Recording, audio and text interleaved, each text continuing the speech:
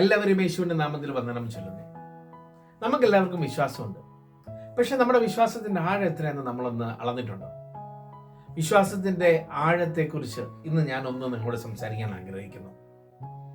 കർത്താവിൻ്റെ തിരുവചനത്തിനകത്ത് 12 വർഷം രോഗമുള്ള ഒരു സ്ത്രീയെക്കുറിച്ച് പരിശുദ്ധാത്മാവ് രേഖപ്പെടുത്തിയിട്ടുണ്ട്. ആ സ്ത്രീയിലുണ്ടായിരുന്ന രോഗം രക്തം പൊയ്ക്കൊണ്ടിരിക്കുന്ന ഒരു രോഗമായിരുന്നു.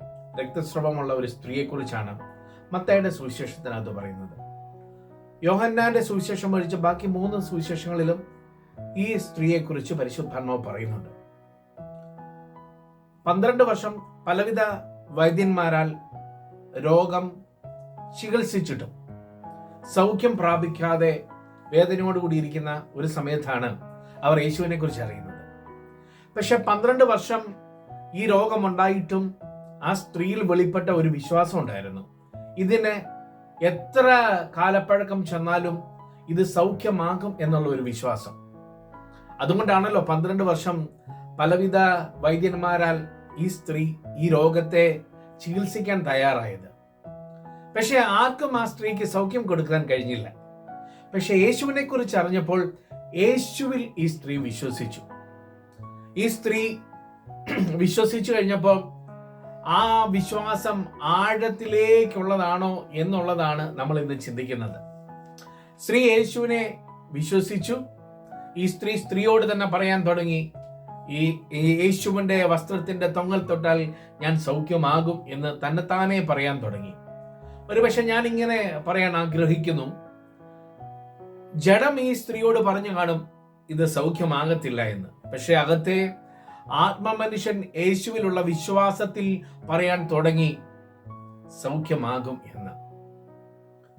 മുമ്പോട്ട് നമ്മളൊന്ന് ധ്യാനിച്ചു വരുമ്പോൾ യേശുവിന്റെ അരികിലേക്ക് ഈ രോഗി ചെല്ലുന്നതും വസ്ത്രത്തിന്റെ തൊങ്ങൽ തൊടുന്നതും അതുപോലെ തന്നെ യേശുവിൽ നിന്ന് ശക്തി പുറപ്പെട്ട് ഈ രോഗി സൗഖ്യമാകുന്നതും യേശുവിന്റെ വചനത്തിൽ നമ്മൾക്ക് കാണാൻ കഴിയും. ഇവിടെ നമ്മളൊന്ന് ശ്രദ്ധിക്കണം. ആ സ്ത്രീക്കകത്തുണ്ടായ ആ ഒരൊറ്റ വിശ്വാസമാണ് 12 വർഷം ഈ സ്ത്രീയെ ബാധിച്ച പൈശാചിക ശക്തിയിൽ നിന്ന് വിടുതൽ പ്രാപിക്കാൻ ഉണ്ടായ കാരണം. ഇന്ന് ഞാൻ നിങ്ങളോട് യേശുവിനെ കുറിച്ച് സംസാരിക്കുമ്പോൾ നമ്മൾ യേശുവിനെ കുറിച്ച് കേൾക്കുന്നുണ്ട്, നമ്മൾ യേശുവിനെ കുറിച്ച് അറിയുന്നുണ്ട്. പക്ഷേ നമ്മൾ കേൾക്കുകയും അറിയുക മാത്രമല്ല, നമ്മളിൽ ഉണ്ടാകുന്ന വിശ്വാസത്തിന്റെ ആഴം എത്രയുണ്ടെന്നൊന്ന് ശ്രദ്ധിക്കണമേ. ഇവിടെ 12 വർഷത്തെ കാലപ്പഴക്കം പറയുമ്പോഴും അകത്ത് യേശുവിനെ കുറിച്ചുണ്ടായിരുന്ന വിശ്വാസത്തിന്റെ ആഴം പ്രഖ്യാപിക്കാൻ തയ്യാറായതുകൊണ്ടാണ് ഈ രോഗി രക്ഷ പ്രാപിച്ചത്. യേശു ഈ രോഗിയോട് പറയുന്ന ഒരു കാര്യമുണ്ട്, മകളെ ധൈര്യപ്പെടുക, സമാധാനത്തോടു കൂടി പോകുക, ബാധ ഒഴിഞ്ഞ് സ്വസ്ഥമായിരിക്കുക എന്ന. 12 വർഷം ഈ സ്ത്രീയുടെ ജീവനോട് പോരാടിയ പൈശാചിക ശക്തിയെ പ്രാപിച്ച വിശ്വാസത്തിന്റെ ആഴം പ്രഖ്യാപിക്കാൻ തയ്യാറായപ്പോൾ അവളിൽ വെളിപ്പെട്ടത് ക്രിസ്തുവിലൂടെയുള്ള രക്ഷയാണ്. എന്നെ ശ്രദ്ധിക്കുന്ന എൻ്റെ പൊന്നു സഹോദരങ്ങളെ, നിങ്ങൾ യേശുവിനെ ആഴമായി വിശ്വസിക്കുക.